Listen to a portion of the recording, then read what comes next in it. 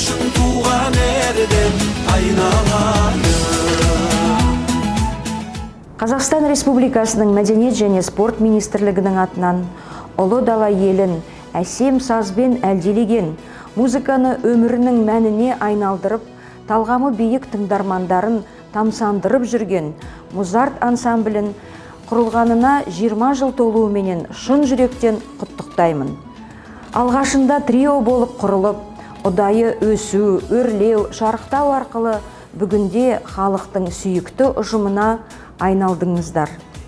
Ел тәуелсіздігінің 30 жылдығымен тұспа-тұс келген бұл мерейтой қазақ музыка ән өнерінің дамуын айғақтайды. Өнерге деген ерекше іңкәрлікпен қазақ мәдениетіне риясыз қызмет етіп келесіздер.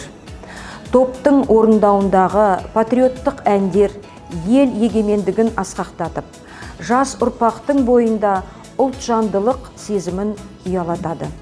Өз елім, шынарым, шашпаулым, қазақта ел қайда, сағындым алматымды, үш қоңыр және өзге де әндеріңіз Қаранар халқымызбен бірге жасай берсін. Алдағы уақытта да көңілдің нәзік қылын шертер әндеріңіздің қатары көбейіп, тыңдармандарыңызды қуанта беріңіздер.